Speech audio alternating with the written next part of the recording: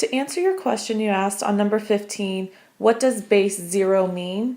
Truly it's called sub-zero in the equation, and it means it stands for the initial amount. So if you read number 15 on your thing, it says the count in a bacteria culture was initially 600. So 600 would be that base sub-zero.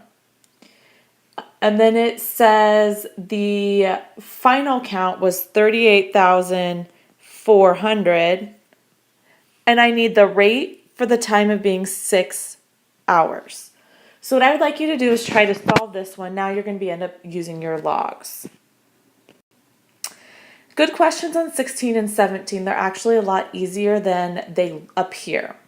The first thing you're going to have to do with secant of 13 pi 6, that's not in the unit circle. So I'm going to subtract 2 pi. And when I do that, I get the secant of pi over 6.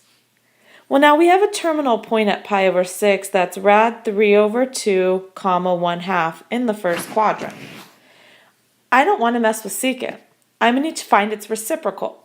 Well, the reciprocal of secant is cosine, and I know the cosine equals rad 3 over 2. Therefore, secant being the reciprocal is just going to flip that and be 2 over rad 3. Then I can rationalize it to 2 rad 3 over 3. Same thing for cotangent. I'm first going to add and find its coterminal angle by adding 360, and that's going to give me the cotangent of 150 degrees. The terminal point for that is negative rad 3 over 2, comma positive 1/2. I'm going to find the reciprocal. Tangent is sine over cosine. Now I'm going to take the reciprocal to find the cotangent. So therefore it's rad 3 over 1 or just rad 3.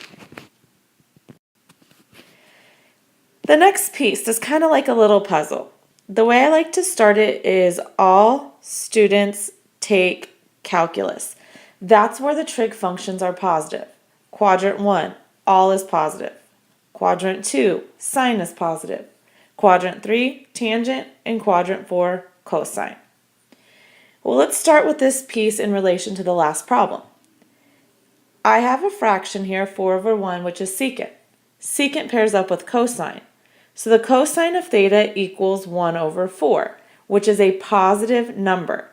So I have to eliminate the quadrants that cosine is not positive. So I'm going to eliminate quadrant 2 because only sine's positive. I'm going to eliminate quadrant 3 because only the tangent's positive. So now I've narrowed it down to quadrant 1 or 4. If sine has to be less than 0, that means sine has to be negative. If everything is positive in quadrant 1, then I know it's not there. So now I can finish by the origin coming back to the x-axis. The cosine is 1/4, which is opposite over hypotenuse. Adjacent over hypotenuse. Now we need to find the missing side. To do that, we're going to do the Pythagorean theorem. 4 squared equals 1 squared plus b squared. So 16 equals 1 plus b squared. 15 equals b squared, therefore b equals the square root of 15. But because I'm going down, it's negative rad 15. Now if I want to find the sign, it's negative rad 15 over 4.